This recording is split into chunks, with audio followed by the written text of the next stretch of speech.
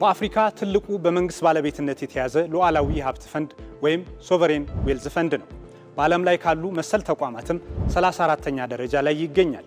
የኢትዮጵያ ኢንቨስትመንት ሆልዲንግስ ቀድሞ የመንግስት የልማት ድርጅቶች የሚል መጠሪያ የነበራቸውን የፌዴራል መንግስት ተቋማት በማሰባሰብም ነው የኢትዮጵያ ኢንቨስትመንት ሆልዲንግስ በ2014 ዓ.ም የተመሰረተው።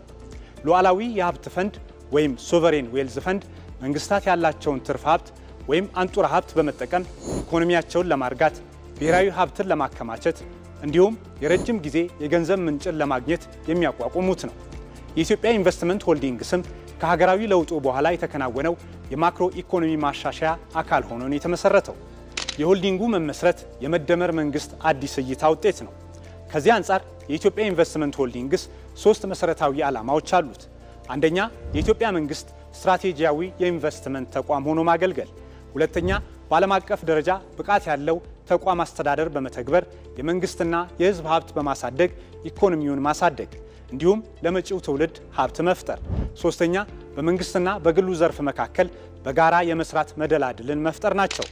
የመንግስት የልማት ድርጅቶችን የቀድሞ ታሪክ መለስ ብለን ስናይ ብልሹ አሰራር የሰፈነባቸው፣ ሀገሪቱን ለከፍተኛ የውጭ ዕዳ የዳረጉና የህልውና አደጋም የተደቀነባቸው ነበሩ። የኢትዮጵያ ኢንቨስትመንት ሆልዲንግስ ምስረታን ተከትሎ በእነዚህ የመንግስት ተቋማት የአስተዳደር ለውጥ ከማድረግ ጀምሮ የተለያዩ ማሻሻያዎች ተደርገዋል። በእነዚህ ማሻሻያዎችም የመንግስት ኩባንያዎችን ትርፋማነት ማሳደግ ተችሏል።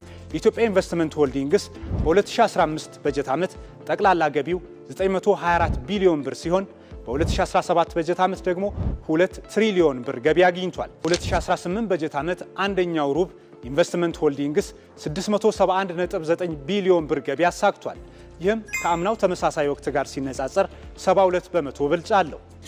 በ2017 በጀት ዓመት የሆልዲንግሱ የተጣራ ትርፍ ከታክስ በፊት 262.7 ቢሊዮን ብር ነበር።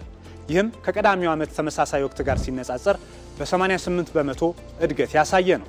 የኢትዮጵያ አየር መንገድ፣ የኢትዮጵያ ንግድ ባንክ፣ ኢትዮ ቴሌኮም፣ ነዳጅ አቅራቢ ድርጅት፣ የምድር ባቡር ኮርፖሬሽን፣ የባህር ትራንስፖርትና ሎጂስቲክስ አገልግሎት ድርጅትና ኤሌክትሪክ አገልግሎት በሆልዲንግሱ ስር ከሚገኙ ተቋማት መካከል ናቸው። በስሩ 40 ግዙፍ የመንግስት ኩባንያዎችንም ይዟል። የኢትዮጵያ ኢንቨስትመንት ሆልዲንግስ ስር የሚገኙ ኩባንያዎችን ውጤታማ ለማድረግ በማክሮ ኢኮኖሚ ማሻሻያው ከተሰሩ ስራዎች ከነበረባቸው ዕዳ እንዲወጡ ማድረግ አንዱ ነው። በዚህ ረገድ የኢትዮጵያ ንግድ ባንክን መጥቀስ ይቻላል። ትራንስፖርትና ሎጂስቲክስ፣ ፋይናንስ፣ አምራች ኢንዱስትሪና ማዕድን በኢትዮጵያ ኢንቨስትመንት ሆልዲንግስ ስር የታቀፉ ኩባንያዎች ከተሰማሩባቸው 9 ዋና ዋና ዘርፎች ውስጥ ይጠቀሳሉ። እነዚህ ኩባንያዎች በአጠቃላይ ለ180 ሺህ ዜጎችም የሥራ ዕድል ፈጥረዋል።